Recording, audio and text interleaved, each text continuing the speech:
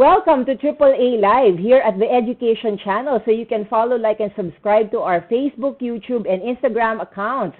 So this is part of our premiere broadcast launch from September 15 to 30. And tonight's episode is going to be another exciting live episode of AAA Live where your academic goals are advanced and achieved. So for tonight, we have a very special guest and message from our Senator Sherwin Win T. Gatchalian, the chairman of the Senate Committee on Basic Education. So it is my honor and pleasure to introduce our guest for tonight, Senator Sherwin T. Gatchalian.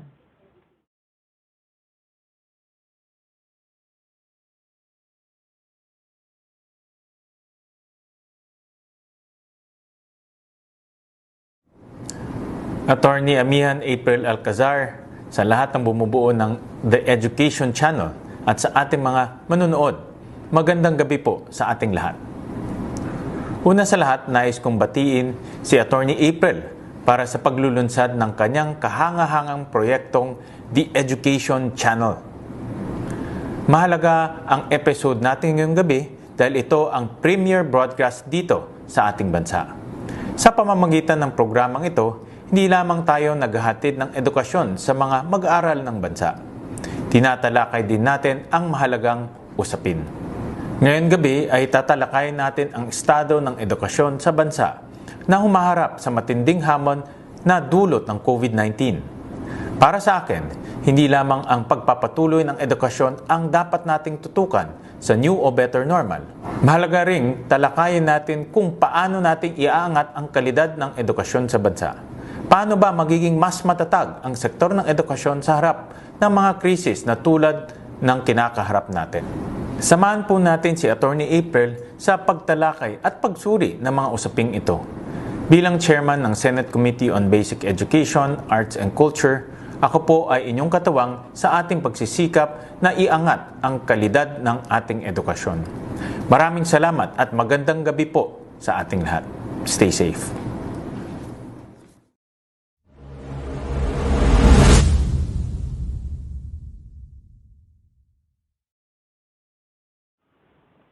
Maraming salamat po sa ating Senator Sherwin Win T. Gatchalian para sa inyong suporta sa ating The Education Channel and of course sa ating AAA Live where your academic goals are advanced and achieved.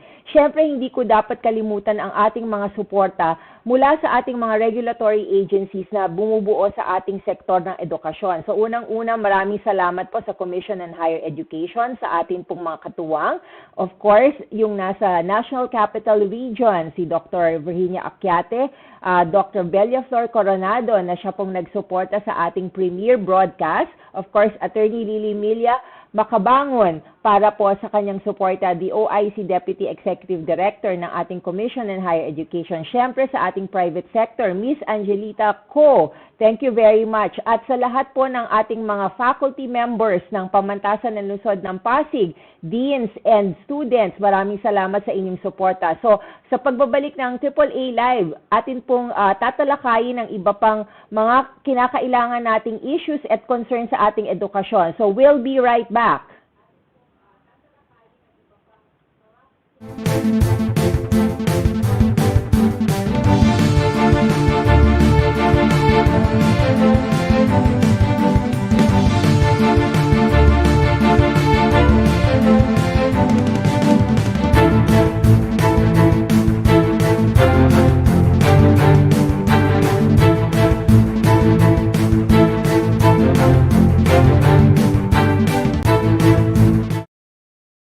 So we'd like to welcome Dr. Joseph Melhorn. He is the Interim Dean of the Graduate Studies Program of the University of Tennessee Martin and also the head of the Governor's School. So welcome, Dr. Melhorn, to our program. Thank you, April. I'm excited to be here. Yes, I'm also very interested in our discussion for today. So let me start by, of course, asking your background and specifically, what were your interests when you were a young person and how and when did you actually decide that you wanted to pursue your field of study? Wow. Well, thank you, April. Well, yes, as April said, my name is Joey Melhorn and I work here at University of Tennessee at Martin. Well, I grew up in East Tennessee in a really, really small town. Yes. And I grew up in an agriculture. Huh? Where was this, Joey? Where is this town? It's in East Tennessee, and it's a little town called Huntsville. And it had about 2,000 people living in it. So it's a very small town. And I grew up in an agriculture family. You know, my family farmed, and I've always been around agriculture my whole life. And so in high school, I decided I was going to go to college and study agricultural business. Yes. And so my area has been business. And actually, when I was in college as an undergraduate, I started thinking about going to graduate school, and I really got interested in the field of ag business, and particularly management is the area that I chose. And so I decided to go to graduate school at Mississippi State University. So I moved to Mississippi, and while I was there, I was just going to get my master's degree. That's all I was going to get. And I thought I'm going to go to work and work in the futures and options industry. But while I was there, I really enjoyed interacting with the faculty members and my professors. And I really liked what they did. I thought, you know, this could be a great career working with young people and college students and teaching. And so I decided to stay and get a PhD and This was also in Mississippi? It was also Mississippi, Mississippi State. Yeah. So I got a PhD there in agricultural economics. And that was in 1998. So I graduated, and I always knew I wanted to teach with that. So, took a couple of different jobs. So I worked at West Texas A&M as a faculty member, and then in Tennessee. And I came to Martin, Tennessee in 2003. And have been here ever since. And I love teaching students, and I love interacting with industry folks out in the community, whether it's Tennessee Farmers Co-op or Farm Credit, Mid-America, or just the regular businesses. I love doing that. So I've really enjoyed my career and love being at Martin and love being around college students. So. Okay, great. So let's go through like the process of what you were saying. It's like, wow, you had this background, as you mentioned, in agriculture. But what do you think would have been like the experiential learning skills and proficiencies that young people could develop and be exposed to so that they may eventually decide to actually go into agriculture or agricultural business or economics? Because I think for you it may have been like a natural progression, but mostly the situation of young people is that they will need to come to a decision point of what particular field of study they would need to really examine or possibly explore, and then also eventually what sort of career trajectory they would actually be taking. Okay, wonderful. Yes. Well, for me and for a lot of young people, I like to work whenever I was in high school. So I had part-time jobs. Yes. And so this was in agriculture. kind in of related agriculture, to yeah. So agriculture, right? I would work for farmers or you know, work at the Tennessee Farmers Co-op or somewhere like that. But I really like the aspect of the business side of it. So once as a young person, I didn't really understand all the, you know, all the fittings Components, of right? agribusiness and things like that. But you know, you started to see how that works and how everything is interconnected. You know, somebody's got to buy something, somebody's going to sell something. And once I saw that, you know, that could be a great career. You know, you have an opportunity to work in an area that I was passionate about. You know, I grew up, you know, being So there was outside. a spark of interest there, right? Yeah. There was It sparked an interest. And now I never really imagined as a young person that agribusiness was going to be the track. I knew it would be agriculture, but it wasn't really until I got older and I realized, you know, that is a field of study unto itself. You know, you can actually go heavily in that area. So it's exciting. Yeah, so I think one important experience or experiential learning that you really had was first you were able to identify your interests through exploration. As you mentioned, you started with an agricultural family, and then later on, there was this opportunity for you to learn about agricultural business, which is a field in itself, right? And then at the same time, there was an aptitude that you had also shown. So what sort of like skills and proficiencies did you explore and develop and find out during this period of time? Oh yeah. Well, one thing I learned that from an early age that I was really good with people. So I understood that my customer service skills, I learned that, you know, actually working in retail agriculture. And so learning that, you know, you could help people, you know, if I had customers that had problems, I realized that I could relate to that. I liked helping people, liked solving problems. And so customer service skills was something that I learned. You know, I learned, you know, how do you deal with somebody that's got an issue, or how do you help somebody solve a problem that they need to solve? And so that's one of those skill sets that I really worked on. And I really believe that's a skill set that you can work on by just listening and trying to understand what your customer is wanting to do.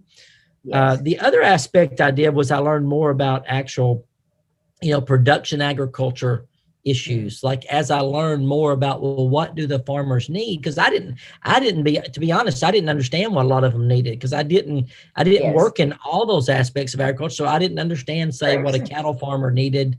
And so I started learning those things. And one of the ways I learned those was by being around people that did that and, you know, trying to learn from them and listen and figure that out. And that really helped a lot. So, so you've also mentioned now, besides the interest and the aptitude, is also partly the mentorship and the opportunity. So I think that's why you see, as I've mentioned, you are like the head of like Governor's School for Agriculture, because it's like coming full circle in a way for you.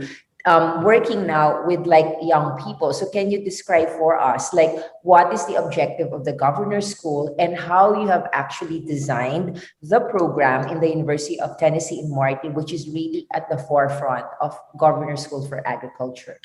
Well, wonderful. Yes. So we have of course, the Tennessee Governor's School for the Agricultural Sciences. We started the program in 2004 and it's been going ever since.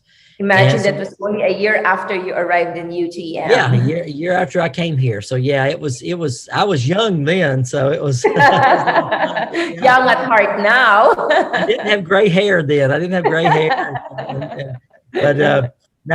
But you know, we take 34 high school students from across the state. So these are all sophomores or juniors in high school. So they got one more year or high school left before they go to college. And we bring them to campus for a month. So they live on campus in the dormitories and they take UT Martin agriculture courses and they're engaged in group study projects. So the fascinating thing about this is these students are at a point in their life where they're trying to figure out what they want to do as a career.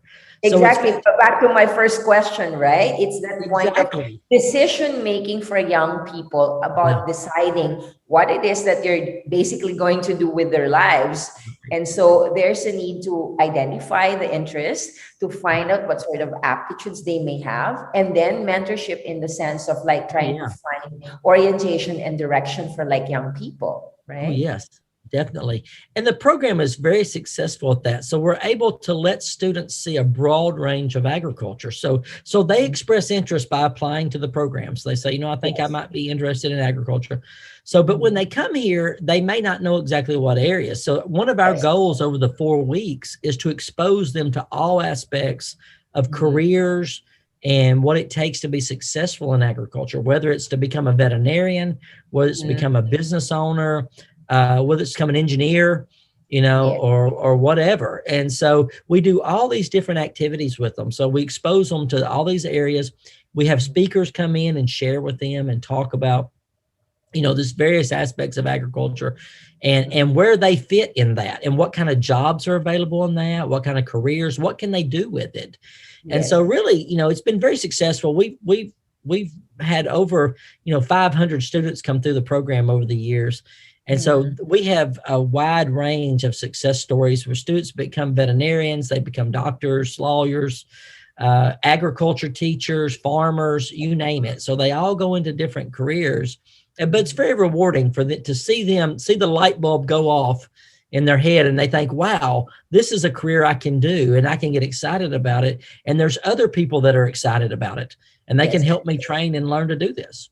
Exactly. So the next step, as we've mentioned about like from mentorship, is that of immersive experience or experiential learning by being informed of what is really in the possible field. First, you can take like the theoretical part of it or the conceptual part of it and just really like expose them first and foremost with like the conceptual framework of if it's agriculture that we're talking about here. And then they are informed of who are already in the field. As you've mentioned, you have speakers, you have experts, you have professors, so that's part of the mentorship and the immersive experience. So do you see that this kind of model should be definitely like adopted insofar as higher education in the American system is concerned? Because actually, this is the kind of dual technology model that's already been developed in Europe. But in the American context of the high schools being the feeder schools and then eventually going to higher education, why do you think this is not yet as institutionalized? Because right now it's separate, like it's a governor's school. It's not institutionalized in UTM or let's say in a high school where you have like a science or an agriculture sciences program. Well, one of our goals is to incorporate experiential learning into every aspect of our teaching. And so like at UT Martin, we're not able to have as much experiential learning because of the other aspects of education that we need. So, I'm a big believer that you learn to do things, a couple of different ways, but one of the best ways is by doing it and by experiencing it. So, one of the things that how we incorporate that at UT Martin is things like internship programs and things like that. So for our ag business students at UT Martin, they're required to complete an internship to graduate. So they've got to have a work experience somewhere outside. But we try to, put that throughout the whole system. So with classes, having them do things at the farm, maybe as part of a class assignment. But we've not been, we're not as engaged at the college level as we'd like to be. I wish we could make the college level more like the governor's school sense where it's experiential every day. I mean, every day they're doing something, for real, and a lot less classroom time and a lot more experience time. Yes. Now I will say this, it's hard to do. I mean, it takes a lot of time to do experiential learning because you got to have places to do it and people that agree to do it with you. So it does take time, but it's worth it. It's worth it.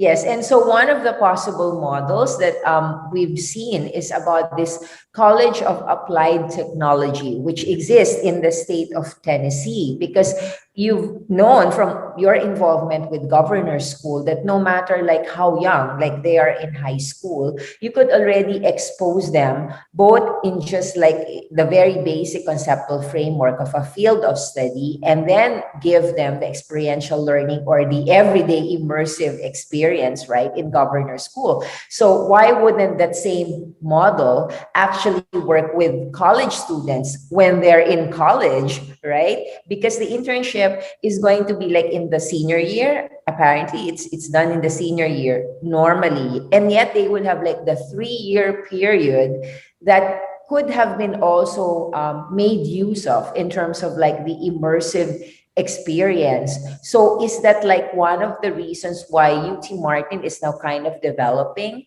this 1+3 program with Tennessee College of Applied Technology in Crump? Or do you see that there's going to be a pathway where it will eventually be adopted in the actual baccalaureate degree program?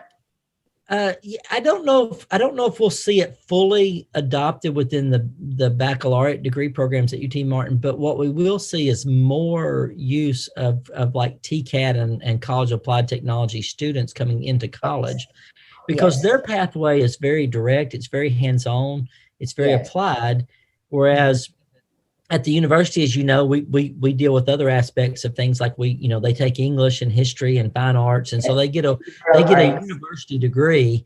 And so, the nice thing is a student that does the 1+3 program, if they go to a applied technology college, they're going to get a very strong background in hands-on experiential learning. You couple that with the training that they're going to get at the university and other aspects like mathematics and writing and history and then more the management soft skills thing, they can become a very, very, very marketable student and industry leader by doing that. But no, I do believe we will incorporate more of those things at UT Martin as we move forward. And there's a lot we can learn from the applied colleges of technology. I mean, universities, unfortunately, we don't have the sole market on the best way to teach. I mean, there's lots of great ways to teach out there. And I think they're as different as the students are different and what they're trying to engage in the industry with. For like engineering students, the hands-on applied pieces they get are so critical. They're just as important as the math and the science pieces are when it comes to working. So I think we try to model and take the best of both worlds of that and incorporate those at UT Martin.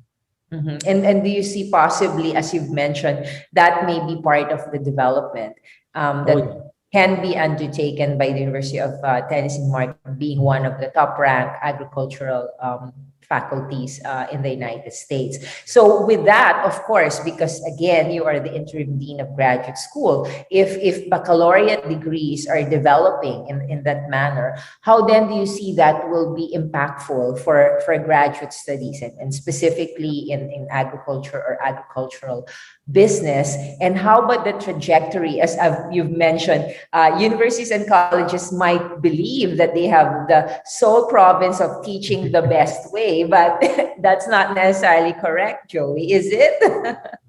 That's correct. Yeah. Well, I think one thing that we're seeing now in graduate coursework in the United States is we're seeing students that are coming to us in graduate programs with a much broader background.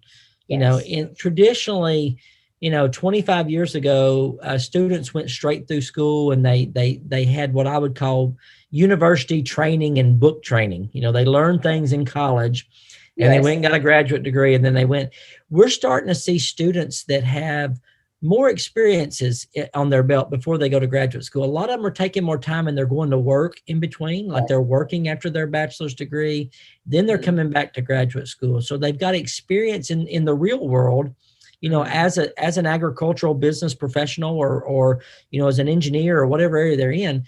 And then they're coming back. And I think it's given us a richer group of students with a richer background to really make things come alive. And as a result, our graduate programs are looking to be as applied as possible. So how can we take an area? So I'll give an example. Like we teach a course that I teach. It's called Advanced Agricultural Marketing. So how can we take something that has a fundamental, there's things they need to know, there's principles that are in there that are fundamental to business. How do we take that and apply that to what's going on in their life or where they're working and make it real to them?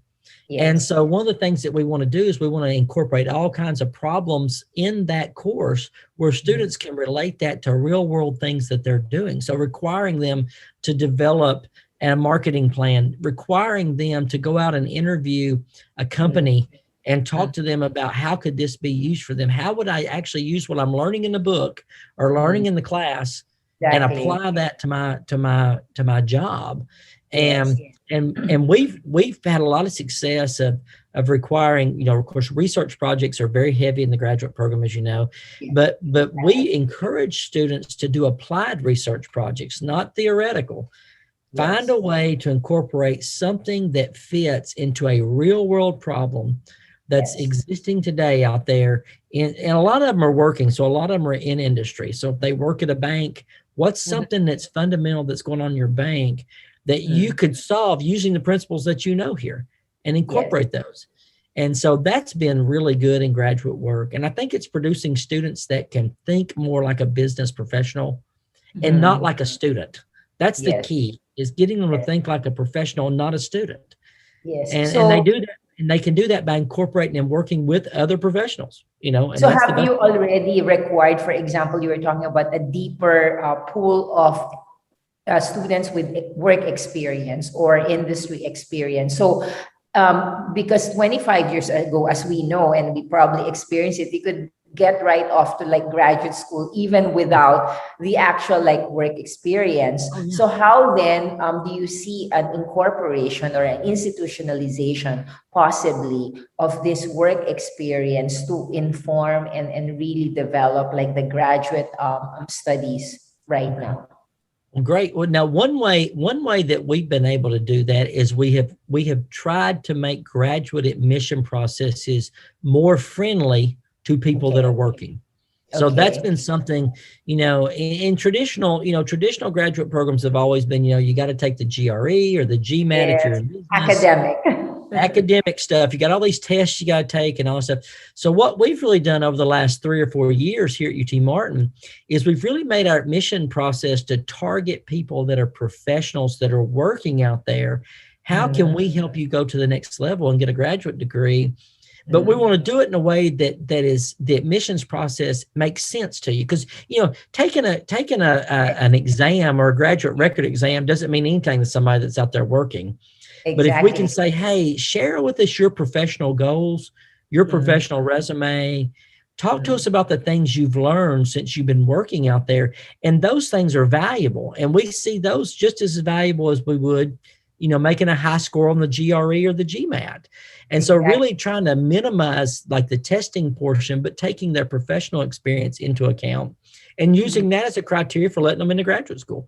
And they thrive doing that. Somebody that works well out there and they understand business, in particular business, I'd say ag business side, they're going to thrive in the graduate program because they have the real world skills to be able to be successful in it. So I think that's helped us. So we've gotten probably 90% of all of our graduate students in the agribusiness program here are working professionals. They're people that have, you know, they're either currently working or been working in ag industry. Only about 10% of those are students that come straight out of an undergraduate program and go into the graduate program. So besides the change in the admission policy, so did you also undertake curriculum and instructional design reform or enrichment and enhancement of your graduate curriculum, and specifically for agriculture or agricultural business? Yes. Oh, yes, definitely. So we like to get, of course, we get feedback every semester from our students. Yes. And really one of the things that we find is our students are the best source of telling us whether we're hitting the mark or not. Because these are folks that are working, and so we take into account things like, you know, what was good about that class. What we always want to know, what were their expectations, and what would they have liked to have learned in these courses. And so we try to incorporate that. That feedback comes back to the faculty and to the committees who create these courses and discuss what should be in the curriculum. And we try to rebuild and enhance those classes every time they're taught. So continual process improvement of the courses. And of course, we do that through our SACS portion too, our accreditation and making sure that we're following up. And then the other thing we want to do is we want to talk to industry people through the advisory committees. Yes. You know, what are the things that professionals are telling us that our students need to know how to do? And we try to incorporate those into the courses. So we're always asking faculty to update their courses, incorporate the latest things that are important to the industry, and to make sure we're on the cutting edge of that.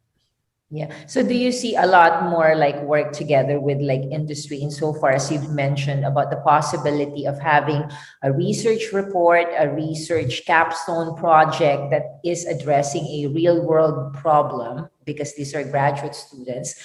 And then you have your advisory committees like from industry. And so do you think that that will eventually be incorporated? Because it would be like the immersive experience that we were talking about that isn't yet incorporated in the baccalaureate degree program? Yeah. Oh, yes. We definitely want to incorporate all the knowledge that we get from industry to make our courses better. And even at the undergraduate level, not just the graduate level, but the undergraduate level as well, we do the same thing.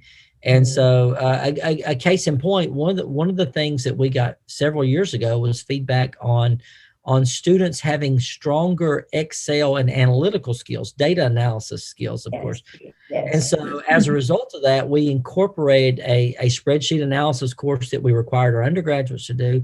Our graduate students, we required them to develop an applied management science course, which was a heavy analytical Excel course. And it's funny, those skills that we put in those courses after, when we first started, students weren't too keen, they were not too happy with it because it was Yes, I usually teach quantitative methods, and before they step in the classroom, they're already having this like mental block about this course. Scared to death of it. Yeah. But it's funny, the feedback we get from graduates, almost 100% the feedback we get from graduates is that was one of the best courses and they're so glad they took it because they utilize it so much in their career. And they didn't realize that until they took the class. I mean, we kept, we can tell them that all day long. We can say, this is important. You really are going to need to know how to do this when you get a job. But until they really get it and get a job, then they really understand the importance of it. And so we're trying to get ahead of that and give them things that we know they're going to need, even if they don't know they need it at the time. Like I said, if you teach data analytics, just like I do, they're scared to death of those classes. But just do it. You just tell them, just do it because you're gonna need it, right? We were eventually, of course, like even the training that you provide for like the graduate students is part of this whole initiative in the state of Tennessee, the Drive to 55, and that also includes all of the agreements being entered into by UTM with community colleges, with colleges of applied technology, and also as you've mentioned already, like governor school, backward integration towards like the feeder school. So how is UT Martin insofar, especially agriculture and agricultural business, being a driving force for workforce development and Drive to 55 initiative of the state of Tennessee? Well, yeah, we've worked really hard at recruiting students and letting them understand that there are careers out there, and this is a pathway for them. So, the Drive to 55 is looking to, get 55% of the Tennesseans to have a college degree of some kind, whether it's an applied degree, a 2-year degree, a 4-year degree.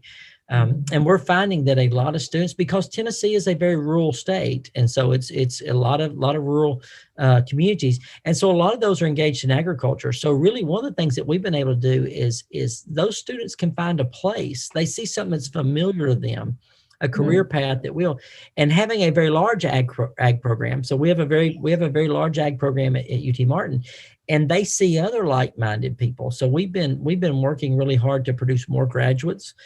We increase our graduations every year, so we've been producing more and more 4-year graduate students that are coming out. Been very successful at that, but working with all the universities. Actually, all the universities in the state of Tennessee have done a great job at this. They've, the governor has made this an initiative. The universities, of course, are always looking to recruit more students. And so that's really been a positive thing that we've seen. And I think the nice thing about having the colleges of applied technology, the 2-year schools, the community colleges, and the 4-year schools, we start to realize that we cast a very wide net. And we try to find something that's college for everybody. Because really, not everybody wants to come to a 4-year university. Not everybody wants to do that. They don't necessarily have to be. That's right. That's right. And so they want to, so that for some people, the applied colleges of technology is what they really love, and they thrive and they do great at it. And then there's others that just want a 2-year degree at a community college, and that's what they want for their job. And then there's others that want a 4-year. So I think that the key is having something for everybody, and trying to find something that will fit everybody.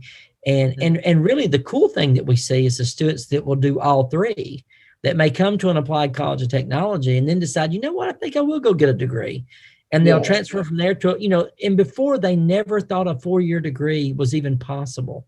A lot of these young people, they don't realize that they can do that, because they're first generation college students, nobody in their families ever went to college. They don't know what it's like. And to see them realize that they can do it, it's so nice and so valuable. And so that particular spark, going back to like the full circle, that's kind of also part of like why I wanted to be in the academy, is to really be able to provide the opportunities for a student. And you begin with like the policy. So really that initiative, as you were saying, is like now you're looking at not just the high schools as your feeder schools, but also those coming out of the College of Applied Technology, community colleges, who might view the university as a potential, again, academic institution that they can eventually see. And so the policy is really college for all. So how has the University of Tennessee and the state of Tennessee supported this through the Tennessee Promise and the UT Promise? Yeah, well, they've supported it really well. One with by giving students, scholarship dollars to come to college, and they let the students go wherever they want to go. So whether it's a public school or a state school or a private school or whatever. So they've been very supportive of that. And then one of the things they've been very supportive of too is the mentorship part of it. So the state has been, trying to connect students with mentors. And we do that with our UT Promise as well. The UT Promise does that as well. So trying to connect these students with people that can encourage them all along the way. So when they're in high school, somebody that can encourage them and say, hey, you can do college. It's available. It's within your reach. You can do that. And so the state's been very supportive of that, and really trying to engage students earlier. That's been the other piece is, starting, we recruit students now in middle school for UT Martin. So we're reaching out to middle schools, and we're talking to students and getting in front of them saying, hey, let me tell you about what UT Martin can do for you. So we're recruiting them earlier and engaging them earlier, certainly with the high schools. And then we recruit heavily. We recruit heavily at the community colleges. For UT Martin, we recruit heavily at the teachers too. So we go talk to those students and say, hey, when you finish here, have you ever considered coming to UT Martin and finishing and getting a bachelor's degree? And so that's been very common with us, and it's been successful. We get quite a few transfer students that come to UT Martin, especially in agriculture. So we have 2 feeder schools. At Dyersburg State is one of them, and Jackson State is the other one. And so a lot of students will go there and study ag for 2 years, and they'll transfer here and finish up with a bachelor's degree. So is that going to be now a recasting of the role and responsibility of the student welfare office, the student affairs office, you think, Joey? Oh yeah. They'll still be doing that. They're going to be recruiting heavily for the university, but now in agriculture, we recruit directly too as well. Yeah. So we take it upon ourselves. We want our faculty to be recruiters. We want our students to be recruiters. So we talk to our students and say, hey, if you know somebody else that's there, you need to go talk to them and tell them to come to UT Martin. And so really we think of recruiting and encouraging students is everybody's responsibility. So, in the ag program, we believe that. So, So you have also the 640-acre farm of UT Martin, which is like your demonstration farm. So how do you see that? Because it's probably like one of the important, components of why your agricultural program is like one of the top rank in the United States, as to and connecting that to the immersive experience and the experiential learning that could be done within like the institutional policies and experiences. Yeah. Oh yeah. The research and teaching farm has been excellent for us. So when students come and they get to see that they can do applied hands-on experiential activities there. So, you know, for example, it's one thing for our plant science students to come here and learn about how plants grow in a classroom, which is great, but then taking them to the farm to a you know, a corn plot or a soybean plot or a wheat plot and saying, hey, look and see, you know, we talked about this in the classroom. Let's look at it in reality. And then not only that, but having the students participate and help with that. So having them go out there and say, okay, we're going to do some assignment out there. It's going to require them to actually engage the plants and do the things they need to do. The same thing is true in animal science with our animal facilities. You know, they can talk about giving shots all day or, you know, vaccines, and they take them out there and they do it, you know, and that's the kind of thing that really engages the students, and they can see the reality of what the real world's going to be like, and they get to see how it really works, not just in a classroom, but for real. And so the farm has been excellent. The students love it. They are looking, you know, high school students today are looking for things that they can engage in. That's what they really want, is they're actually wanting experiential experiences. They're not interested in sitting in a classroom all the time and just reading a book. They want something that's hands-on. And so that's one of the great pieces about the farm. It's been very successful for us. And we utilize the farm every day here at UT Martin. Students are always on it, always doing something. So. Okay, so now that you've really been like on the forefront of all of these like developments, specifically for agriculture and agricultural sciences, then especially because you are one of the top ranked schools, then the initiative then now comes towards sharing this particular knowledge and expertise outside of the state of Tennessee and into international agriculture. So can you also discuss like how those initiatives are playing out, and specifically like for us in the Philippines, because we are an agriculture country and a developing country at that. And like one of the major developments is now the renewed interest between the US and the Philippine governments to look at priority areas for studies and development. And one of them is agricultural sciences. Like I believe that you have already started with a development with in Siena, Italy, with the University of Siena, and how you foresee that development going forward, especially you're covering not only the agriculture part of it, but the agricultural business as well. Well, we want to engage. We want to engage our students internationally. We want them to have cross-cultural competencies, and that's very important. Agriculture is a global industry, as you know, and it's, you know, we want our students to understand that. And so a couple of things that we do on the student side, we like to do a lot of international travel studies and exchange type programs. So one of the things we hope to do someday in the Philippines is have our students and our faculty come there and vice versa and experience that. But you know, doing those kind of things. So we've been engaged in countries, you know, like Guatemala, Mexico. We've had some partnerships there, partnerships at Hirosaki University in Japan. But looking for ways that we can do that. Now, one of the things that we encourage our faculty to do is to share their, you know, pedagogical skills with others. And so we like to engage in groups like the North American College Teachers of Agriculture, or NACTA. So these faculty groups and these professional associations where we can go and we can share what we're doing in the classroom with other colleagues from around the world that can share in their class. And plus we go and learn from them on what they're doing. Because, you know, I wish we could say we are, you know, we can still learn a lot. I mean, there's lots of things we need to know and that we can learn from other countries and we can learn from other faculty. But one of the things we want to do is we encourage our students, our faculty to do that, to publish research that deals with pedagogical teaching aspects of agriculture, to attend, you know, meetings and associations and interact with people around the world so we can help, you know, and help engage and say, hey, this has worked in our university. Maybe it could work in yours. And then at the same time, learn at what works in your university, how we can use that at our university. Because, you know, really the academic community is a global community as well. And it's an academic, you know, a community that should be sharing information with one another. You know, I want to know what works in your classroom and how can I incorporate that in my classroom. because really when it comes down to it, it's all about having the best opportunity for our students. How do we engage them?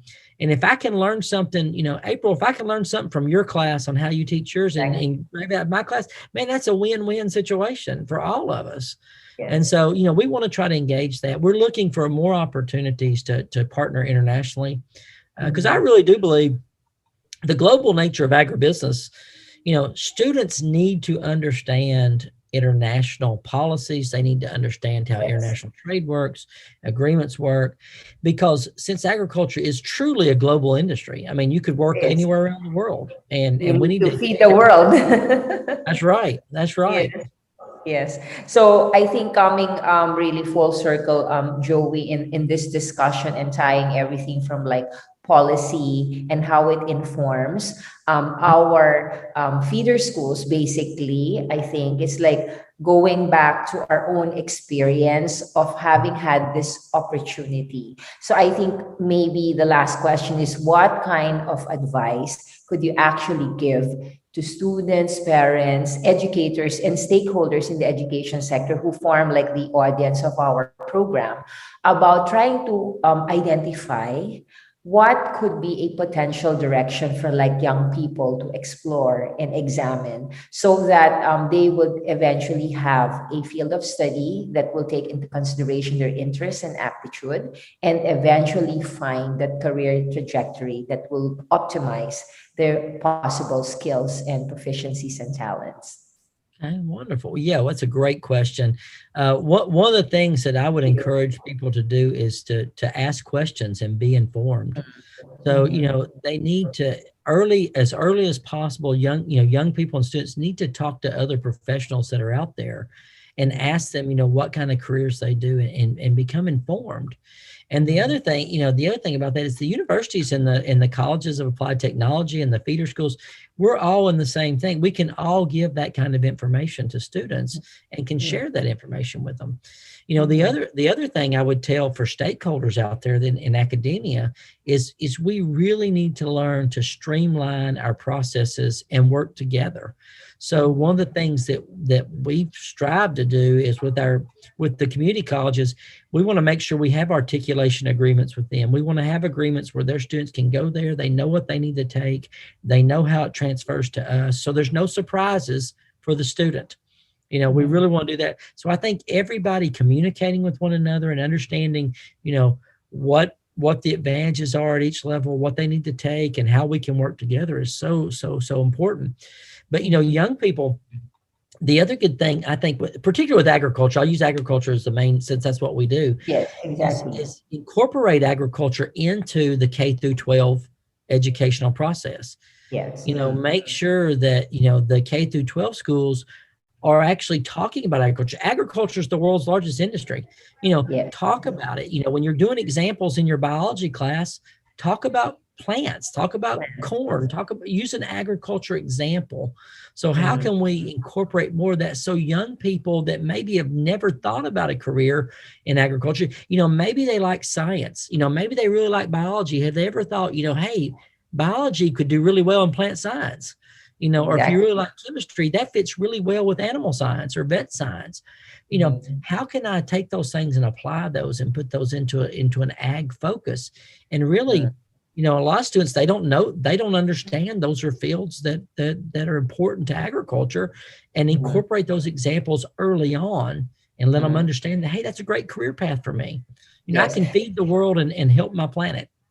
Yeah, so I think one of the possible tools, as you've mentioned, on how we could potentially reach our target, which is really like the young people, because possibly the way learning is done for this generation may be slightly different, and this is through technology. So how do you actually foresee the policies of the academic institution being more targeted towards how young people actually learn? Because the mining of like the academic expertise innovation is not yet optimized because academic institutions are not yet on the forefront of using technology to reach this new generation of learners. How do you see online or flexible learning or distance learning coming to the forefront of really meeting this challenge on how do we reach educating the new generation of learners? Well, it's never been easier to develop digital learning objects than it is now. Yes. One thing about the there's an impetus for it. That's right. It's, we've had to use it. And so we've learned how to develop online tools, and, whether it's short videos or learning modules or things like that, we need to figure out as universities and as higher education, how can we incorporate and build some of these and share them with younger people? Share those with the high schools and the junior highs and things like that. I think that's something we need to do. We need to take that technology and reach the students where they are. Students are very tech savvy nowadays, especially young people. I mean, they, whether it's Instagram, whether it's, TikTok videos or whatever the latest craze is out there for young people, we need to engage them in that media of learning and understanding and communication. So, developing videos that we can share and digital learning and things that can be archived out there, be an information source for them. I think higher education needs to really do that. We need to focus on building better tools. And we don't want to abandon our face-to-face students now. Yes. The ones that are here on campus and in classroom, and we're seeing them face-to-face, we need to do both of those things with excellence. So we need to be able to do the online digital piece and do that with excellence. And we need to do the on-campus face-to-face piece with excellence. And I think we can do both. I think universities and schools can do that. But we need to. Do you foresee that the dusty old researchers will be dusted out of the library and we will do the audiovisual materials and be taken seriously as scholarship in the academic institutions? Exactly. Yeah, pedagogical research is really growing in the United States towards agriculture. Traditionally we focused heavily on just traditional research methods. Well, now this rise in doing research on how to teach agriculture and how to better convey information to students is really growing at a fast rate. And that's the kind of stuff that's engaging our faculty in things that directly impact our students. It directly makes them better teachers, makes them better mentors and better colleagues, actually. It's all those things. So. Yes. Okay. So I think we've had a very, very important and I hope very fruitful discussion about what University of Tennessee Martin actually is in this flagship program that you have for agriculture and agricultural business. And so I think we really want to encourage, as you've said, the sharing of this expertise through the tools that will provide access to maybe a greater audience out there, people who would normally not be engaging with the four-year academic institutions, and provide possibly that spark of interest that they will eventually have. So is it, what will be your last words to encourage agriculture and agriculture business to be at the forefront as fields of studies for the students to consider? I would say, we need to make sure we encourage and explain to students the importance of agriculture. It's more than just thinking, hey, it's about feeding the world and things like that. It touches every aspect of our life. And I think we need to understand that that's an important calling. And that's something that we need to get better at and we need to engage people with. So, and remind people that are working at the universities or working at the school system that what you do is important. I mean, teaching the next generation is critical and it's important. And I just always want to say we value that, and a career in agriculture is very rewarding, not only financially, but it's very rewarding in a sense that you're doing something good and you're helping your fellow man. So, I mean, I would encourage them on that, make sure you think about the importance of what you're doing. Yes. Well, with that, thank you so much for your valuable time, Dr. Joseph Melhor, the Interim Dean of the Graduate Studies and the Head of the Governor's School for Agriculture at the University of Tennessee Martin, and we'll be right back. Thank you, April. Have a great day. Yes, thank you. Okay, and we're right back here at AAA Live, the education channel. So please follow and subscribe to us in our YouTube, Facebook, and Instagram channels. So I think this has been a most interesting episode to start this week, which is going to be our STEM week, Science, Technology, Engineering, and Mathematics. So from tomorrow again, we will be broadcasting live with different topics that are most interesting. So for tomorrow, we will go into agricultural sciences to be followed by engineering on September 22. And then, of course, we will be tackling chemistry, emergency medical services, information technology, computer sciences until Friday, September 25 this week. So, of course, without our supporters, we will not be here, the Education Channel. So I first like to greet our director from the DOSC, Department of Science and Technology, Director Richard Burgos of the Science Technology Information Institute, Dr. Dalisay Browner, Antipolo Institute of Technology, of course, being a board member of the Mandaluyong City Institute of Science and Technology, to the Honorable Menchi Abalos, to Christian Narito, our board secretary, and of course to our other Commission on Higher Education regional office in Region 9, and especially to Compostela Valley State College. Thank you so much for reaching out to us and watching the Education Channel. So it has been such a pleasure to have you with us here on AAA Live. So sa susunod po ulit, makakaasa kayo na lahat ng makabuluhan tungkol sa edukasyon ay matatamasan nyo dito sa AAA Live. So where your academic goals are advanced and achieve. Again, this is Attorney Amian April M. Alcazar, your host for AAA Live. Till next time, and see you again. Stay safe and good evening to everyone.